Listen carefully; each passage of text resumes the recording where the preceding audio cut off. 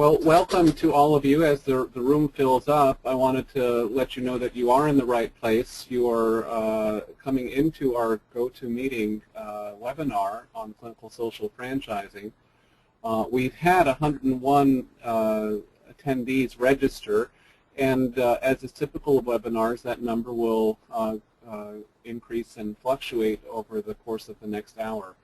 But I'd like to tell you all that you're in for a real treat. Today's webinar is entitled Clinical Social Franchising, Organizing Private Healthcare Providers to Address Public Health Priorities. The presenters today will be Dr. Dominic Montague from UCSF and Rahana Ahmed, who will be calling in from Kenya. And I'll ask each of them to introduce themselves, and I'm going to turn it over in just a second to Dominic Montague. The format is to have 20 minutes presentation by Dominic, and then 20 minutes by Rahana, and then 20 minutes of questions, and we should finish right on time. So without further ado, here is Dominic Montague to introduce himself and then to give us his remarks. Great. Well, thanks very much, David. As David said, my name is Dominic Montague. I'm an associate professor of epidemiology and biostatistics at the University of California, San Francisco. And I'm the lead for a group which is called the Private Sector Healthcare Initiative. And as the name implies, our group focuses entirely on trying to better understand issues around private healthcare delivery and financing in low and middle income countries. And one of the things that we've spent a lot of time working on has been the issue of social franchise networks in developing countries to better document what is actually happening and better understand the impact in a number of different dimensions of social franchise programs. And so I'll tell you a bit about that and try and give you a bit of the history.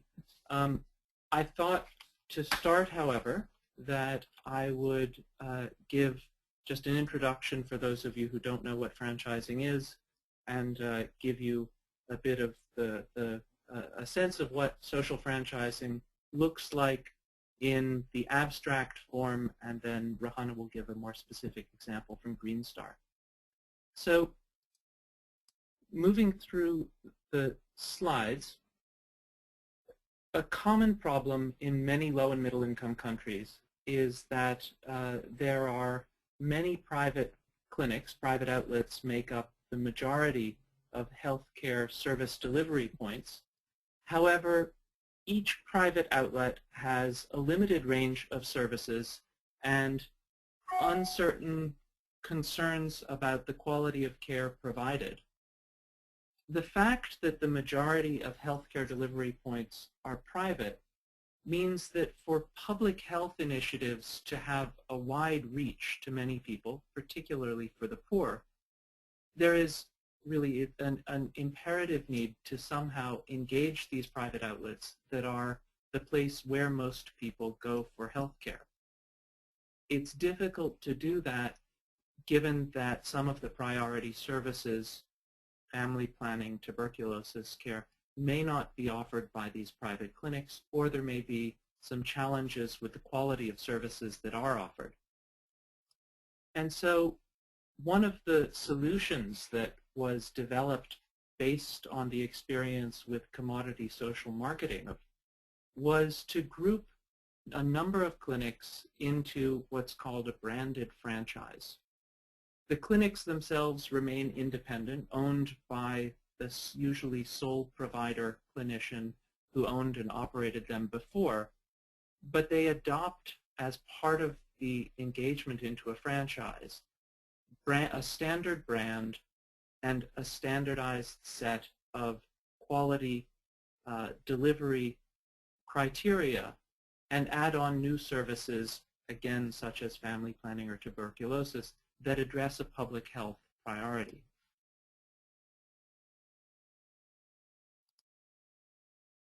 So what the providers then get from engaging into a social franchise is a brand which over time gains recognition and an association, hopefully, either with quality or with the new services being offered, or both. Access to training that's offered by the franchising organization, and I'll talk in a moment about who those franchising organizations are.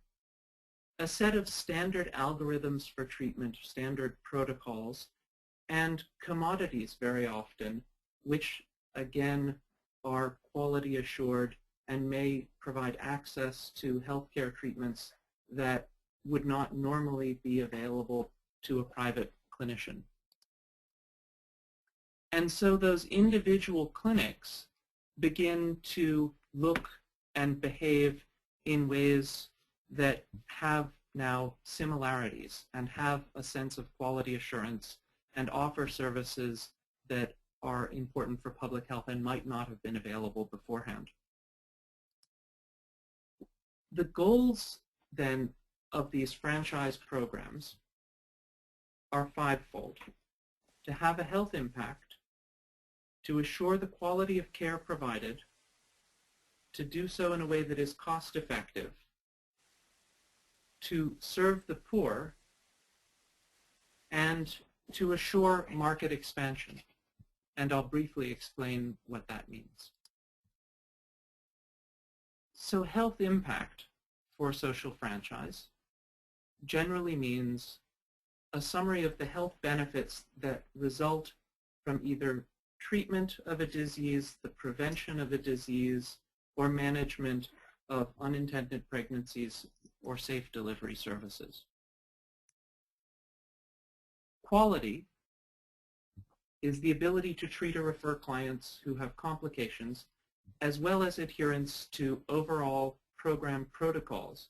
In other words, the sets of standards that are given to providers as part of the membership entry into a social franchise. Cost effectiveness is the ability to deliver a service to a target population at a lower cost than alternative delivery options.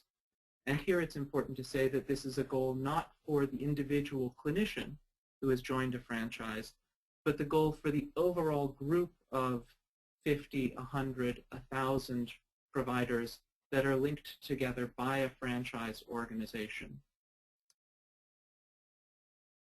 Equity is defined by franchise programs as the percent of patients receiving these healthcare services that have been defined as being of public health priority that are within the lowest two wealth quintiles of the nation. And the way that franchise programs have begun to define equity is based on wealth quintiles as set out by DHS or other large global data sets.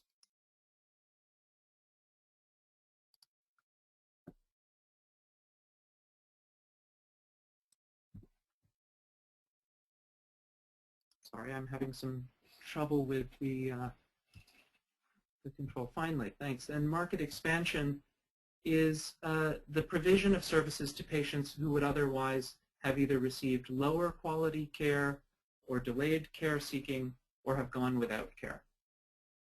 So these 5 goals are the goals that have been agreed upon by the community of social franchise organizations. And so to say who that is, the community of social franchise organizations is primarily made up of local and international NGOs that are the instigating organizations that group and gather these individual providers into a franchise. And there are some private for-profit organizations that act as social franchisors. There are many NGOs in developing countries. In the Philippines, there's a Well Family Midwife Clinic. In Pakistan, as we'll hear, the Green Star or Sab-Sitar, and many international organizations such as Population Services International and Mary Stopes. All of these organizations take the role of being the coordinators that go and recruit individual providers, set the standards, provide the training, and assure the delivery of public health services. So the providers themselves then take a bit of explanation to describe who they are. So in a typical franchise, a provider is a standalone private clinic. And in most countries, that means a single doctor with one or two assistants working out of a storefront who would provide a range of services available from any general practitioners. So, for example, treatment of stomach problems, fevers and coughs, diarrhea, the normal panoply of general health care. By signing up with a social franchise, this provider then would take on the brand of the franchise and would perhaps add some services that they were not offering before: family planning, TB diagnosis and care. They would then also perhaps increase or improve the quality of some services that were already being offered because they had access to additional medicines, because they had additional training. And so these things together are the components of the franchise that improve healthcare access and quality. But it's important to note that most of the services that the typical franchise clinic was offering beforehand remain offered outside of the sphere of influence of the franchise. So the aches and pains and stomach problems in this example continue to be offered, and very often are the majority of the services and the income by the franchise provider. So in the for-profit world, this is called a fractional franchise. And the reason that this has been attractive in low and middle income countries for healthcare is it builds on the fact that there is an existing infrastructure of many providers, and that new services can therefore be added in many, many points. There can be new points of service with very little new investment, because the doctors and the bricks and mortar delivery points already exist. The definition which we use at UCSF and the community of practice of social franchise organizations has adopted is based on 4 points: that the outlets for a franchise are owner operated. So these are not paid employees of an NGO, but they are for-profit clinicians or pharmacists. That the payments they receive is not a subsidy from the NGO, but for services delivered. That services are standardized, and that the services are healthcare services rather than non-health services. So at UCSF, in 2009, we began to survey the social franchise programs around the world to better understand what was happening and the scale of impact. And we've put this together every year since as a compendium of clinical social franchising.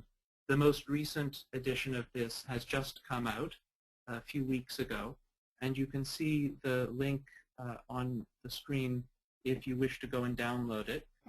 It's a summary of all the programs that we're aware of, with a description of the services provided, the scale of each program, and quite a bit of background information about them each.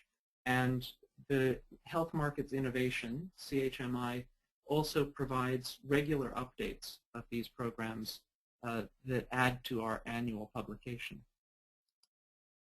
To give you a bit of background, the number of programs in the world has increased dramatically since Green Star and CMS in Nepal first started social franchising clinical services in the early 1990s. There are programs now throughout the world, and roughly every 3 to 5 years the number of programs and the number of outlets that are part of franchises and the number of providers that are delivering services through franchises has doubled. To show you, just in the last 4 years since we started collecting our compendium data, the number of programs has gone from 40 programs in 25 countries in 2009 to now 74 programs in 40 countries at the end of 2012.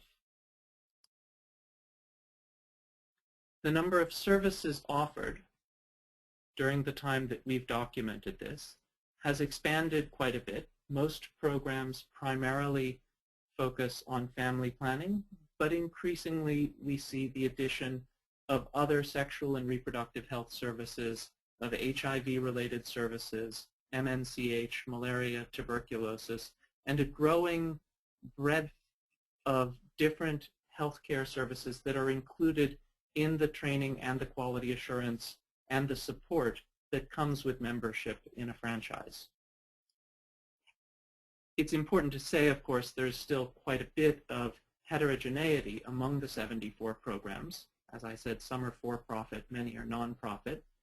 But as a broad trend, we do see that this expansion of different types of care seems to be continuing. 20 programs now offer safe abortion and post-abortion care.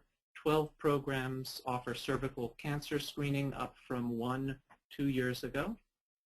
And this addition of new services is continuing. So there are now over 75,000 people working in social franchise programs. Most of these are outreach workers, with pharmaceutical vendors next. And in South Asia, we see the largest numbers of these. 53,800 outlets currently in the world that deliver health care through some kind of a social franchise network. And so this begins to be a quite important addition to the overall health systems in the countries where these programs operate. Originally, social franchise programs developed in urban areas where there are a large number of doctors, and in many countries, a 10-to-1 ratio of private doctors to public healthcare clinics. As you'll see on the screen in front of you, currently, perhaps 40% or more than a third of the programs operate primarily or quite significantly in rural areas. And this is a dramatic evolution in the way that social franchise programs have operated, and also in who they serve, what the target audiences for social franchise programs are. Another innovation that's been developing recently has been the diversification of funding. Of course, for most services offered, it's point-of-sale provision and payments by the patients themselves that generate income for the clinicians who are members of the franchise. But increasingly, we're seeing the introduction of third-party voucher payment systems, of public and private health insurance, government reimbursement, or conditional cash transfers. And this is, again, part of a trend towards diversifying the income for social franchises to try and integrate them more into the broader health system and make them more sustainable. I would not say we have any evidence that they are becoming more sustainable, but the trend to try and do that is quite clear and striking. The other thing that's happened in recent years has been the joining of private sector social franchise programs with government-delivered health services in ways that are quite symbiotic. And as of the end of 2012, there are 13 programs out of the 74 that we track that now have some kind of a collaboration where they provide branding and quality assurance support through public sector clinics for some priority public health services. Briefly, the programs that we document are now measured in terms of their DALY impact, or the DALYs averted. So over 8 million DALYs, or healthy years of life lost, were prevented in 2012 by the 39 programs that have given us provision numbers during that time, primarily through family planning. And of the 78% of these DALYs averted that came from family planning, most of those came from long-term family planning methods. To stick with family planning for just one more moment, we've seen an ongoing trend towards an increase in couple years of protection among the programs for which we have multi-year tracking. So I'll give you here just the last 2 years of data, but you can see a 24% increase in CYPs for programs between 2011 and 2012, among then the 32 programs that have that data for both years. So there's a growing amount of evidence about the effectiveness of social franchise programs in different dimensions. My group has a systematic review on this, which has just come out, and there's a number of research studies by Duke University, by WHO, by ourselves, by Johns Hopkins and others, looking at different aspects of social franchise provision.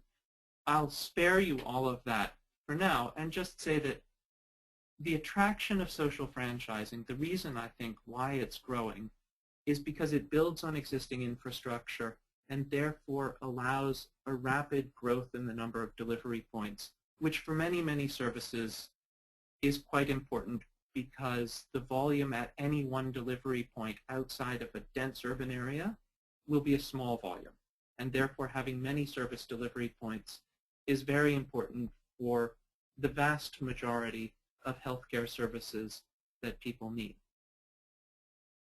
When it moves beyond commodities, quality assurance becomes critical.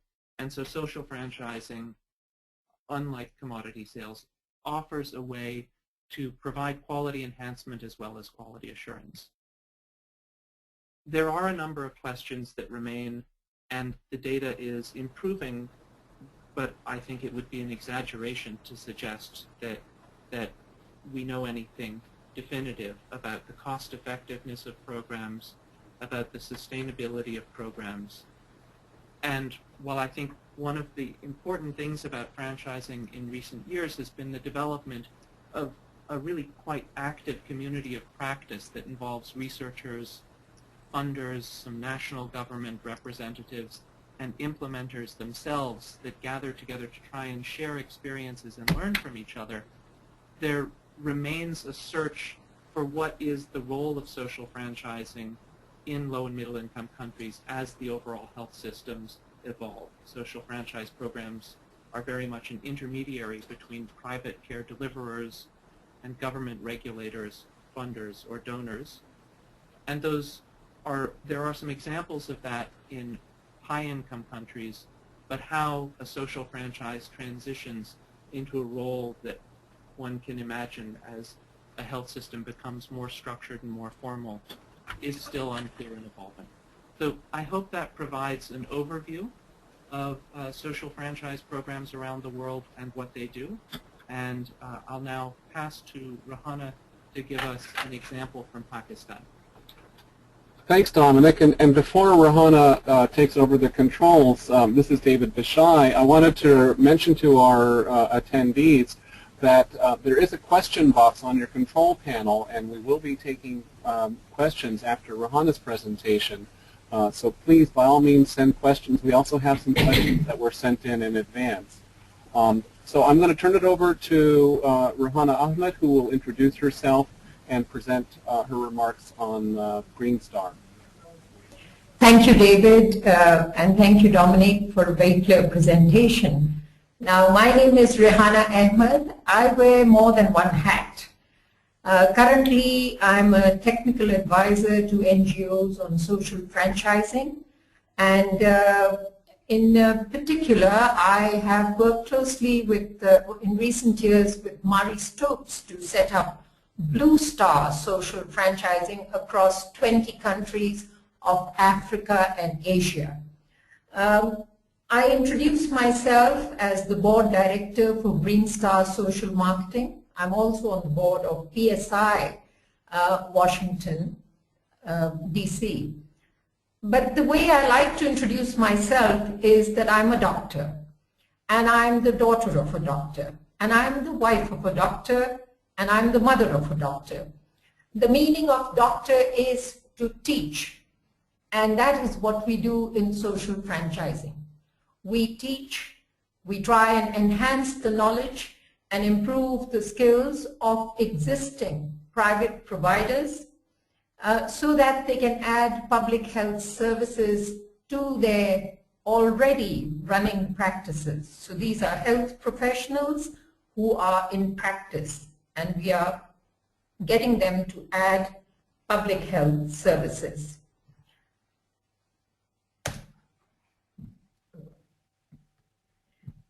Oh, I've been too many ahead, sorry. What I am going to do today is give you a living example of a fractional franchise at scale. Dominic has given you the definition, he's given you the global picture, and so this is going to be a specific example.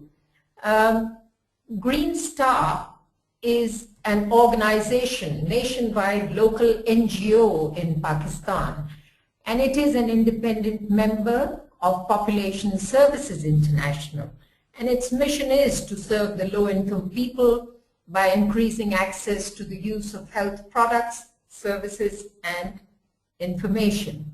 How did it begin? How did social franchising begin with Green Star? It all started with the question, can the intrauterine contraceptive device be socially marketed? The answer is yes, it can. However, since the IUD cannot jump out of the uterus, out of the packet into the uterus, it needs a trained health provider and a supportive supervisory system. So who is it that is going to be trained? In Pakistan, because the private sector, as in many other developing countries, is very vibrant and provides nearly 70% of health services, yet the private provider has very low participation in delivering preventive services. And there's very little opportunity for the private sector to enhance its knowledge and skills.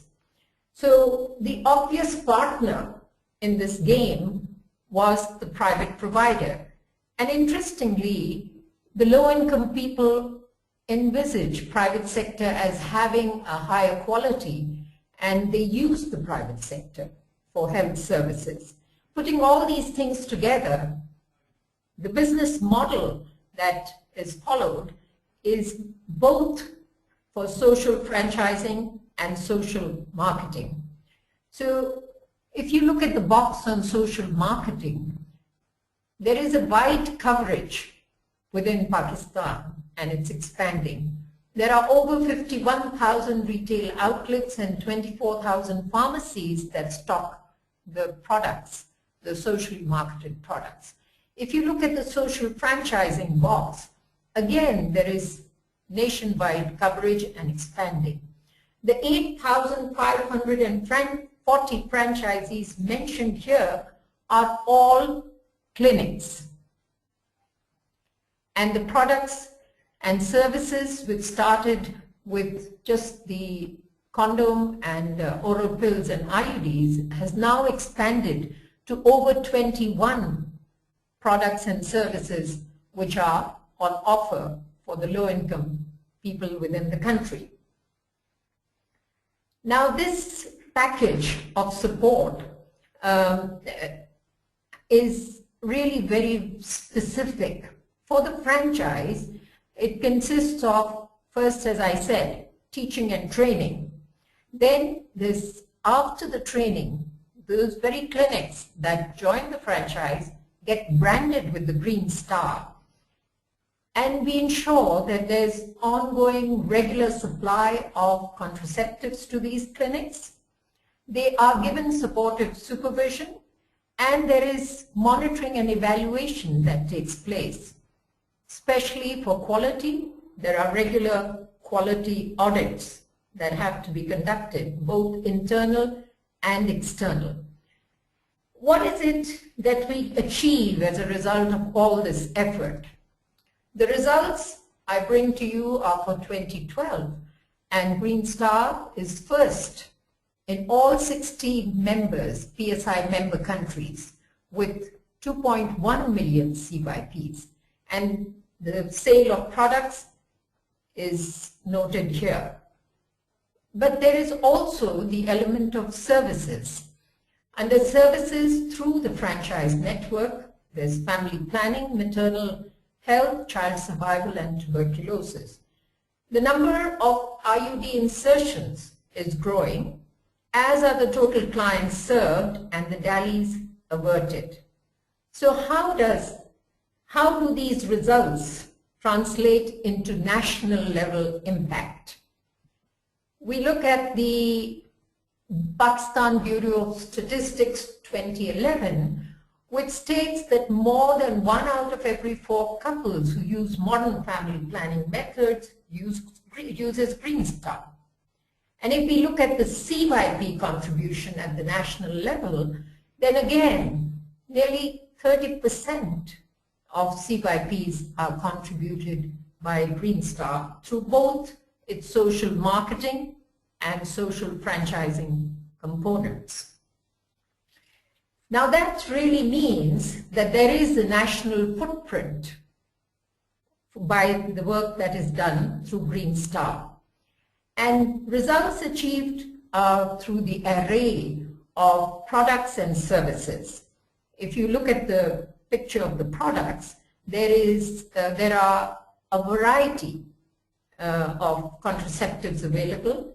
There are 4 types of condoms. There are injections, the 1 month, 2 month duration, as well as 3.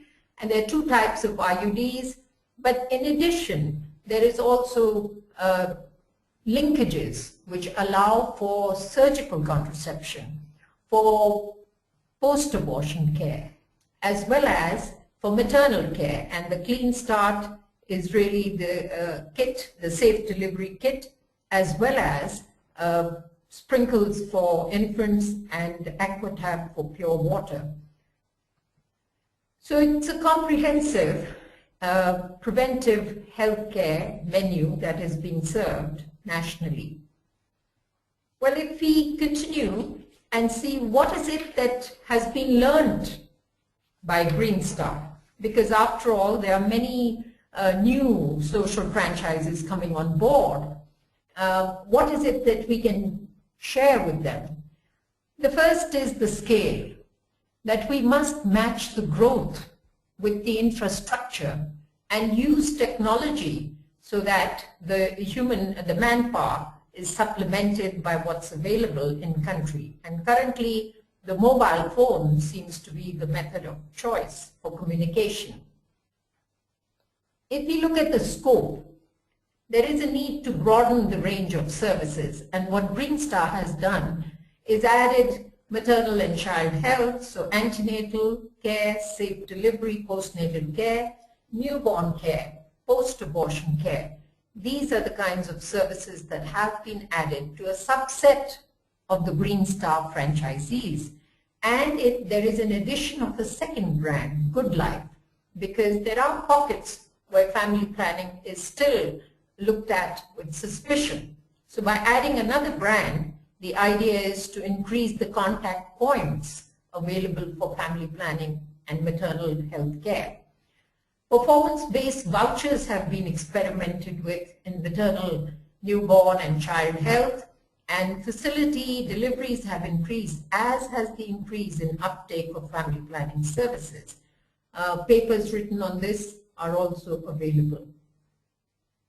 What is the third lesson that we can share?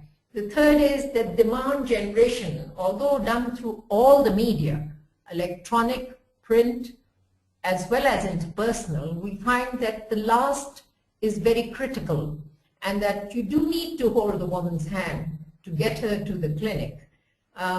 Therefore, community mobilization must be part of demand generation. And one that our health services have pointed out as a lesson is that although there are ideal standards, we must stay with what is optimum and realistic in our own given context. So there is a 29 indicator standard-based management and recognition system in place, of which 10 indicators are absolutely critical, and one of them being universal infection prevention practices. So these lessons are the ones we share with other franchisees. There are several other lessons which can also be learned from this very large franchise. Now moving forward, what is it that we see? Because Green Star is a mature organization. It has been in existence for nearly 2 decades. So we do need to look at the future. And in 2012, there was a strategic planning meeting, and a strategy has been put forward, which needs to be looked at as well. Green Star should remain the organization of choice for reaching underserved urban and rural population in the post-devolution era. So what's happening is health is a provincial matter, and therefore the need to work closely with the provincial governments has to be the new strategy, including an increase in rural coverage. Currently, 35% is rural, as has been shown in Dominic's slides.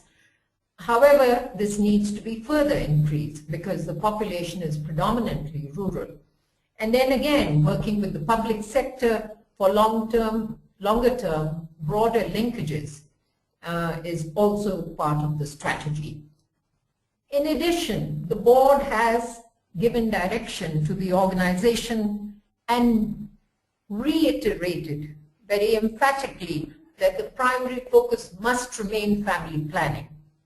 And as a result, both the supply and the demand side have to be increased so that the contact points for the low-income women are there when they want the service.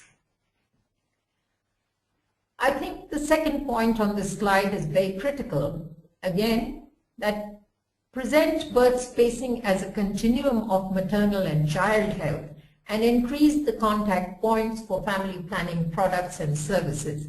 And Dominic referred to this in his talk, saying that although the volumes in rural and in smaller areas will be low, yet it is much needed. So the number of franchisees has to continue to increase.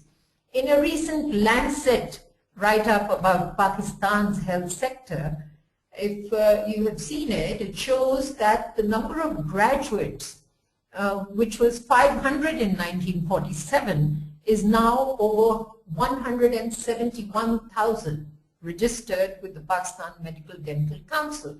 Now these medical doctors are not going to be absorbed in the public health sector. So the private sector is going to continue growing. Therefore, the numbers are available for us to expand and include them in the franchise.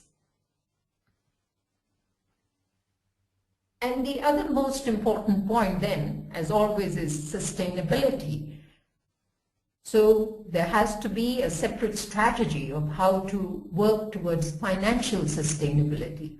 But again, the positioning for cost efficiency, we do need to do that, but we must not prioritize it over performance and health impact, because the need for our services is far greater by the lower income families.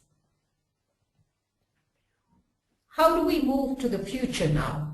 Because to summarize, the future is to do more and to increase the impact nationally. How can that happen without product? Because we often say, no product, no program. So commodity security is a very critical area for the future. And resources are required to support the network, which is to grow further and ensure that the services are of a certain acceptable quality. And interventions have to reach rural. We know that mobile services and workers in the rural areas increase the cost per CYP. So these are the areas that are needed for the future. In addition, advocacy work has to be done to shift the tasks to lower cadres for family planning service provision. I say this because even now the implant, which has just come into the country, by law can only be inserted by a medical doctor. And that really is not necessary, because we have examples from other countries where the task can be shifted to the next level of provider. And then again, the need for adding demand-side financing schemes like vouchers so that equity is achieved for women who want to access the private sector. In conclusion, I would say that if you had noticed Dominic's slide, that there are 12,772 franchisees in Asia. Well, of those, 8,540 are in Pakistan. That's 2/3. In addition, 35% of these franchisees are in rural areas. So the direction we are taking is the correct direction. The question is, how do we secure more resources from a government that is already resource-strapped? So my appeal really is always directly to the donors, that as we need to grow, and we have shown success, we have shown capacity, it really is for them to decide whether they want to support the government through the NGOs to be able to achieve the national impact that is required through this method of increasing services to the low-income people. Thank you. Thank you, Rahana. That was excellent, and I'd like to start with questions that were pre-submitted. One question from Bruce McKay is a question to both of you. Is social franchising just donors attracted by any alternative to supporting government? What would social franchising be like without donors? So I'll try and answer that. I mean, I think it's a very good question, because the vast majority of social franchise programs are donor-supported primarily, but not all of them are. So I think that social franchises without donors might look like the Well Family Midwife Clinic network in the Philippines that I mentioned before, or might look like the Unjani clinics in South Africa, which are for-profit clinics operating in the townships outside of major cities. The caveat is that there's only a small number of these programs, so it may well be that without donor support, social franchise programs morph into something else and begin to look more like health maintenance organizations that we see in the U.S. or provider networks that you see in the U.K. or something entirely different. But at least for now, there are some examples of social franchises that do not get any donor support. Well, for developing countries, I think it's early days. We are trying to leverage the private sector for public health goals. And eventually, to me, sustainability means that the government takes over working with the private sector in different ways. And there is public health insurance and to cover the provider's fees, because these are private providers that we work with, mostly private providers that we work with. So I don't know that the donors are going away quite yet, but with time, evolution will take place. Now, to Bruce, I would say, Bruce, tell me which country is it that does not support healthcare to the poor through their government funds, which are income tax. National Health Service in UK, for example. So I think it's early days for us to start worrying. I think it should be, the focus should be on increasing the health impact. And if the donor is getting value for their money, I think that is what we should aim for at the moment. Thank you both. John Townsend had joined the seminar wanting to know how social franchises address equity with these private sector models. And I think we didn't cover that as well as we could have. So could you turn some comments into saying what mechanisms in social franchises are specifically directed towards equity and reaching the poor? Rahana, do you want to give the Green Star experience? Perhaps that's the best way to answer this. Well, the way we are addressing equity is by targeting the low-income groups, and we are subsidizing the product. Again, the product is donated by the donor. At the same time, in the franchise, the provider does charge a fee. Now, one of the important things that I have to say here is that social franchising client is not the one in abject poverty. We're looking at the low income who can pay a small amount. So that is their out-of-pocket expenditure that goes towards the service. But the product is subsidized, and at the same time, vouchers are being added so that those who are really in abject poverty and want to use the private provider, then they too can do so. But provider is a private sector entrepreneur and does need to be earning something. So that's the way we are moving forward.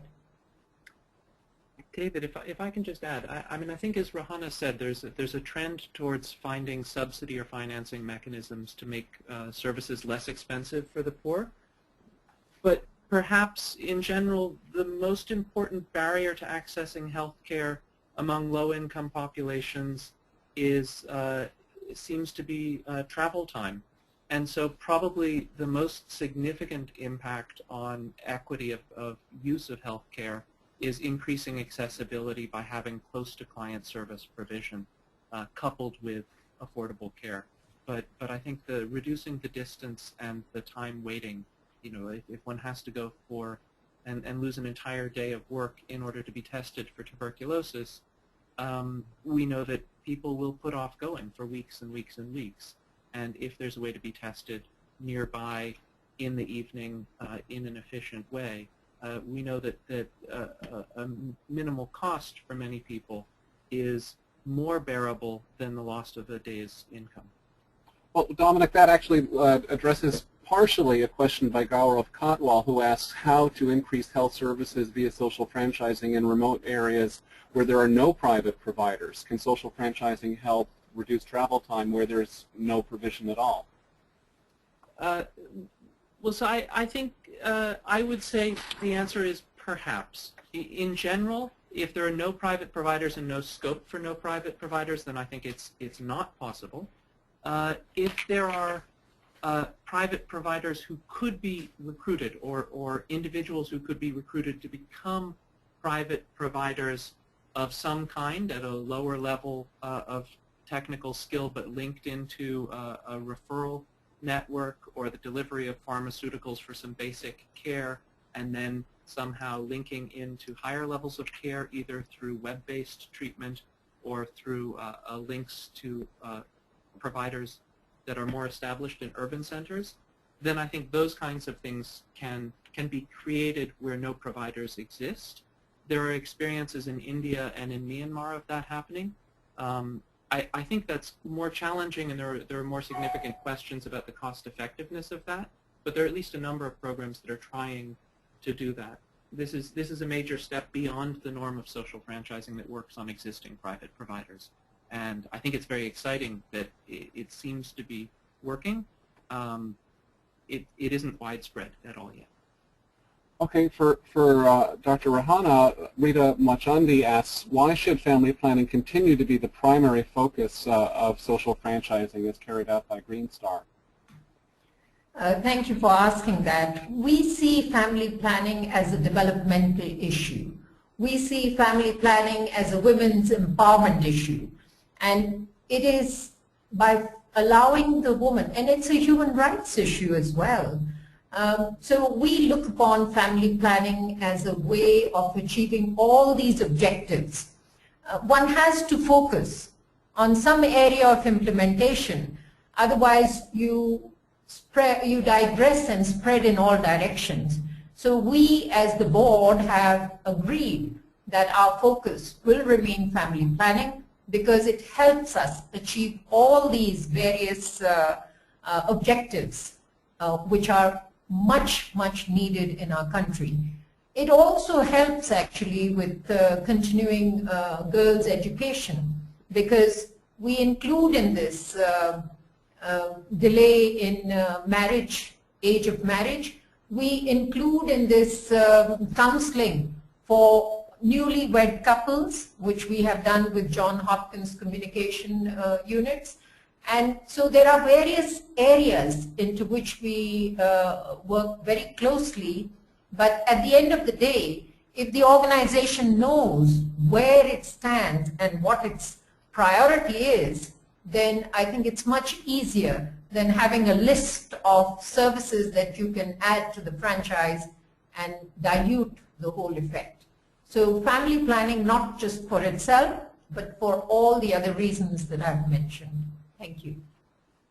Okay, Sayaka Koseki asks whether the ultimate objective is to have social franchises oversee everything. We've just seen how it's fractional franchising covers a limited set of services, and how Green Star is increasing gradually the set of services, but are there examples of soup to nuts social franchises?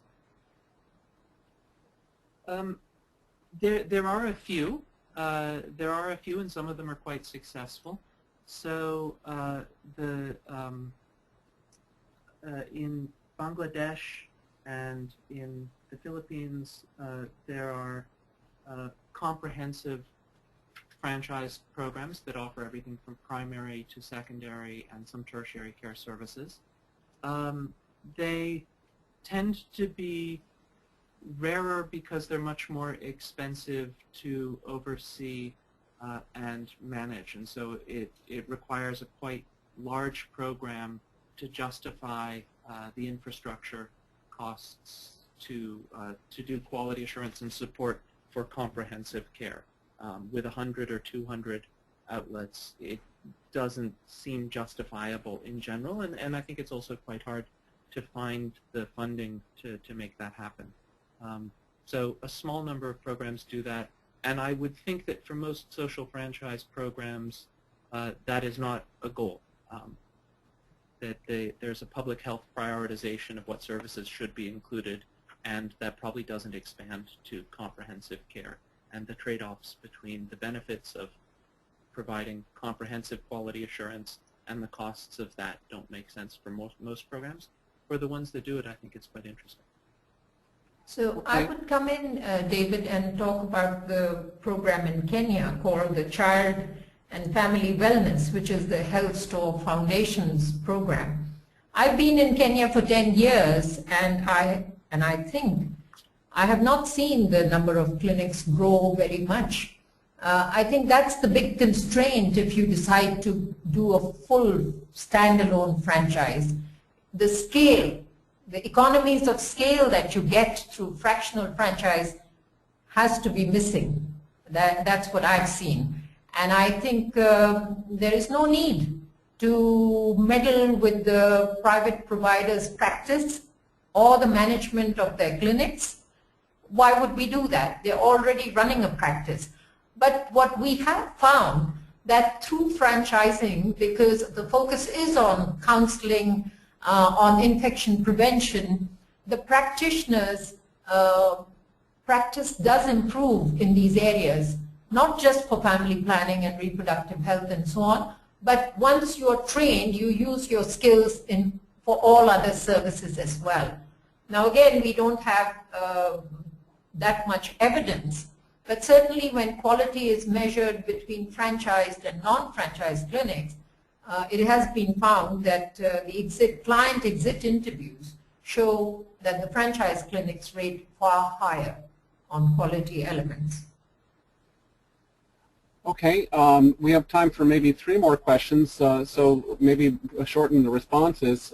Emily Gustafson Wright asks about financing and wants to know whether there has been exploration of risk-sharing mechanisms like a CBHI scheme or ways to do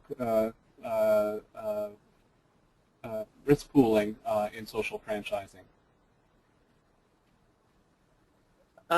So there are some programs that are experimenting with linkages to risk pooling and health insurance, community-based or national or social health insurance programs, I don't believe there are programs that have their own health insurance system or risk pooling network that they have developed to roll out in parallel to the delivery of services. Rahana, perhaps you have other experience? No, I'm not aware of any yet. James Kimani from the Population Council wants to know what role social franchising plays in the expansion of universal health care in developing countries such as Kenya. That's, maybe I should come in, Dominic, if that's okay. I this morning had a meeting with the 6 social franchisors in Kenya. They want to form an association, and they are very, and this is part of a donor requirement for one of them. And it's very interesting that the goal is to increase the health, to improve the health of the low-income people across Kenya. So social franchising through 6 franchisors in Kenya are looking at universal, are looking to contribute towards universal health coverage in this country. So that's an immediate example I can give you. Over to you, Dominic. Yeah, I mean, I think there's certainly quite a lot of potential. So universal health coverage necessarily needs to immediately lead to a question about coverage for what services of what quality. And in countries where the majority of healthcare, a significant portion of healthcare is private, assuring the quality and availability of services has to go hand in hand with talking about universal access to services. And that really is the sort of linchpin of much of what social franchise programs do. Okay, last question. Juliet Laverly has asked what resources are available to start up social franchises, and where can one go for resources and training and support for low-cost supply chains, and how to do this more? I would suggest that a first step might be to go to the website of the Social Franchising Community of Practice. That's sf4health.org. And that would be a good start to learn about experiences. There's some information on the donors that have international donors and national governments that provide funding to social franchise programs. And then and also on upcoming conferences. There's an international conference planned in India in November of 2013, and a Global Implementers Conference, which is planned to take place in Cebu Island in the Philippines in March of 2014. The CHMI database is an extremely good resource for both programs and donors. And finally, if you're in Asia, there's a Capital Markets for Social Good has a website at asiaiix.com, which also, I think, provides a lot of information on social good funding opportunities. Thank you. So, Rahana? could I just add to this that I think one very good way to begin is to do a study tour of countries that have already implemented social franchising. You learn a great deal firsthand through the experience sharing. I would recommend Pakistan if you don't have a visa issue, because there are 2 very good franchises there. One very large-scale Green Star, and the other is the MSI franchise, largely rural, called Suraj. If you are in Africa, then there are several Blue Star, there are several PSI franchises. So I think a study tour with those who are going to implement really takes you through all the steps of how you can set up a franchise. And it's critical that the staff that's going to implement does learn what it is, because one of the things we found again and again is that without training their staff, who come from a variety of backgrounds, it becomes very difficult to set up a franchise network. Thank you. Great. Well, I'd like to thank our presenters, and I'd like to thank all of you for coming. This production has been recorded, and the presentations and the recording will be made available on our website, pshealth.org. As you know, pshealth.org has been a set of presentations leading up to our big meeting in Sydney this coming Saturday, July 6th. So stay tuned to the website for these webinars and for some of the presentations from Sydney that will be posted online on this website, www.pshealth.org. I'd like to close our session now and thank you all for making this a wonderful presentation, and thanks to our presenters. Have a great day, all of you. Thank you, David. Thank you, David.